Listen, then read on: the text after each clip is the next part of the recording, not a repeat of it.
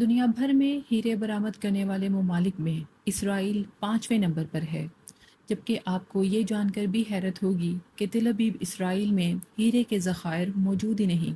تو پھر اسرائیل global diamond exporter کیسے بنا؟ اس کی ڈیٹیلز ہم آپ کو بتائیں گے آج کی اس رپورٹ میں۔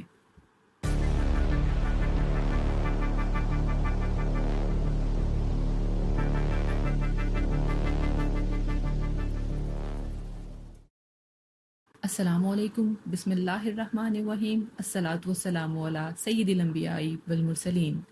Welcome to enlighten and envision. بر اعظم افریقہ کے متنازع علاقوں سے کھدائی کے ذریعے حاصل کیے جانے والے رف ڈائمنڈز، جنہیں تل ابیب اسرائیل لایا جاتا ہے اور کٹنگ اور پالشنگ کے مراحل سے گزارنے کے بعد پوری دنیا میں ایکسپورٹ کیا جاتا ہے۔ گزشتہ کئی دہائیوں سے غیر قانونی معاہدوں کے تحت کاروبار کرنے والی یہ اسرائیلی بلڈ ڈائمنڈ انڈسٹری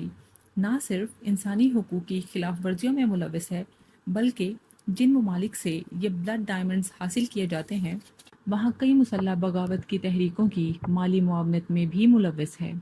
یہ اسرائیلی بلڈ ڈائمنڈ انڈسٹری نہ صرف افریقی ممالک کی قیمتی ذخائر کی چوری کرتی ہے، بلکہ ان ممالک کو منافع بخش آمدن سے محروم کرنے کے ساتھ ساتھ نہتے فلسطینیوں کو شہید کرنے کے لیے کی جانے والی مجرمانہ کارروائیوں کو ابھارنا اور فلسطینی سرزمین پر غیر قانونی قبضے اور آباد کاریوں کی مالی مدد بھی کرتی ہے۔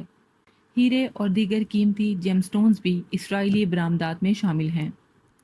او ای سی ورلڈ رپورٹ کے مطابق سال 2022 میں ہیروں کی برآمدات سے اسرائیل کو $10.5 بلین کی آمدن ہوئی، جبکہ سال 2010 سے اب تک بلڈ ڈائمنڈز کی برآمدات سے اسرائیلی معیشت $100 بلین تک جا پہنچی، جس سے اسرائیلی حکومت کی معیشت کا زیادہ تر انحصار blood diamonds and gemstones کی برآمدات پر ہونے لگا۔ اسرائیلی پولیٹیکل اکانومسٹ شرہیور کے مطابق اسرائیلی ڈائمنڈ انڈسٹری سالانہ ایک اندازے کے مطابق $1 بلین کے قریب اسرائیلی ملٹری اور سیکیورٹی انڈسٹریز کو فراہم کرتی ہے۔ ماہرین کے مطابق اس مستحکم ذریعہ آمدن سے اسرائیل نے تل ابیب میں ملٹری انٹیلیجنس اور سیکیورٹی ایجنسیز کی فنڈنگ کے ذریعے فلسطین میں اپنی قابض حکومت کی وحشیانہ اور غیر قانونی کارروائیوں کو بڑھانے میں مدد دی۔ ان ملٹری انٹیلیجنس اور سیکیورٹی ایجنسیز میں خاص طور پر شن بیٹ اور موسد شامل ہیں، جبکہ اسرائیلی پولیٹیکل اکانومسٹ شرہیور کا یہ بھی کہنا ہے کہ ہر مرتبہ دنیا میں کہیں بھی اسرائیلی برآمد کردہ ہیرا جب خریدا یا بیچا جاتا ہے تو اس سے حاصل ہونے والی رقم کا کچھ نہ کچھ حصہ اسرائیلی آرمی کی فنڈنگ کے لیے بھی استعمال ہوتا ہے۔ اب اگر نظر ڈالیں ان کمپنیز میں جو مبینہ طور پر اسرائیلی ملٹری فنڈنگ میں ملوث ہیں تو سب سے پہلے ذکر کرتے ہیں بینسٹینمنز گروپ ریسورسز BSGR کا، جو کہ اسرائیلی جواتی بریگیڈ کی مالی مدد کرتی ہے۔ جواتی بریگیڈ اسرائیل کے ایک ملٹری یونٹ کا نام ہے۔ UNHCR کے مطابق یہ اسرائیلی ملٹری یونٹ سال 2008 سے 9 کے درمیان غزہ کے محاصرے کے دوران جنگی جرائم کی کارروائیوں میں ملوث رہا، جبکہ دوسری کمپنی اسرائیل ڈائمنڈ ایکسچینج لمیٹڈ ہے۔ اس پرائیویٹ کمپنی کے ممبرز نے 2014 میں فلسطین میں کی گئی اسرائیلی جارحیت کی کارروائیوں کو $71,000 کی مالی مدد کے ذریعے فنڈ کیا، جس سے اسرائیلی فوجیوں کی مدد کی گئی اور ہتھیار بھی حاصل کیے گئے۔ جبکہ قابض حکومت کی پس پردہ مدد کرنے والا ایک اور کردار لیو لیویو ہے، جو کہ اسرائیل میں کنگ آف ڈائمنڈز یعنی ہیروں کے بادشاہ کے طور پر جانا جاتا ہے۔ رائٹرز کی خبر کے مطابق لیوی کا بیٹا اور بھائی دونوں سال 2010 اور 18 کے درمیان اسرائیل میں ہونے والی غیر قانونی ہیروں کی سمگلنگ میں ملوث تھے، جن کی مالیت $80 ملین کے قریب تھی۔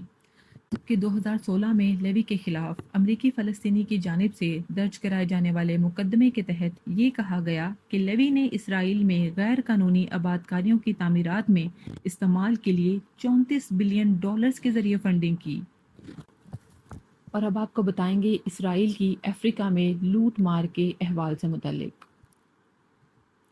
افریقہ دنیا میں رف ڈائمنڈز کے ذخائر کے حوالے سے سب سے بڑا بر اعظم ہے، جبکہ کئی افریقی ممالک جیسا کہ democratic republic of Congo, DRC، Liberia, South Africa اور کوٹ ڈیوار وہ ممالک ہیں جن سے اسرائیل جیم سٹونز حاصل کرتا ہے۔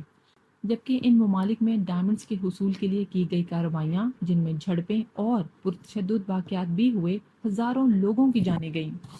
ان کانفلکٹ زونز میں اسرائیل سمیت کئی ممالک نے مرسینریز کو اسلحے کی فراہمی کی۔ مزید یہ کہ کئی غیر ملکی کمپنیز نے بھی افریقی ممالک میں قدرتی ذخائر کی لوٹ سے خطے کو بڑی آمدن رکھنے والے ممالک کی فہرست میں شامل ہونے سے محروم کر دیا۔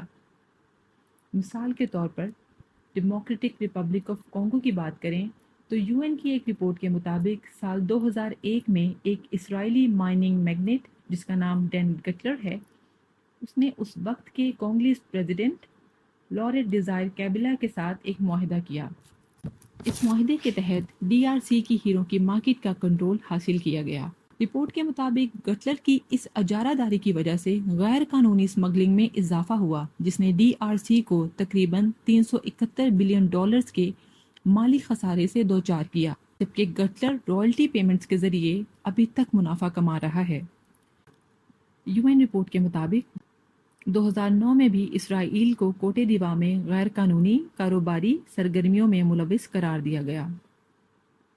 جس کے مطابق اسرائیل نے انسانی حقوق کی خلاف ورزیاں کرتے ہوئے بلڈ ڈائمنڈز کا کاروبار کیا، جبکہ اسرائیل نے ان تمام الزامات کو یہ کہہ کر مسترد کر دیا کہ تمام ہیرے کمبرلی پروسیس کے ذریعے درآمد کیے جاتے ہیں۔ کمبرلی پروسیس ایک بین الاقوامی سرٹیفیکیشن اسکیم ہے جو کہ 2003 میں بنائی گئی۔ اس کی تشکیل کی بنیاد لائبیریا، انگولا اور سیریا لیون میں ہونے والی سول وارز تھیں، جن کی وجہ کانفلکٹ ڈائمنڈز کا کاروبار تھا۔ مستقبل میں ایسے واقعات کی روک تھام کے لیے کمبرلی پروسیس اسکیم متعارف کروائی گئی، لیکن اسرائیل نے کمبرلی پروسیس میں کانفلکٹ ڈائمنڈز کی ڈیفینیشن میں لوپ ہولز کو اپنے فائدے کے لیے استعمال کرتے ہوئے موقف دیا کہ کانفلکٹ ڈائمنڈز دراصل رف ڈائمنڈز ہیں جو کہ حکومت مخالف تحریک کی فنڈنگ میں استعمال ہوتے ہیں۔ مگر جب سال 2015 میں دی ورلڈ ڈائمنڈ کونسل نے کمبرلی پروسیس کی ڈیفینیشن کو بدلنے کے لیے تجویز پیش کرتے ہوئے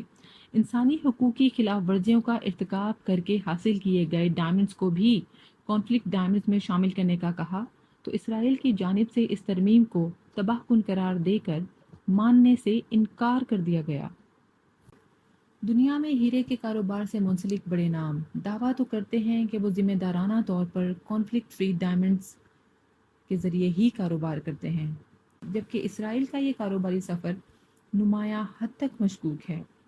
دنیا میں ان ہیروں کی خرید و فروخت کرنے والے افراد بھی اس حقیقت سے لا علم ہیں کہ وہ انجانے میں ایک ایسی حکومت کو مالی طور پر مضبوط بنا رہے ہیں جو جنگی جرائم اور معصوم فلسطینیوں کی نسل کشی کی مرتکب ہے۔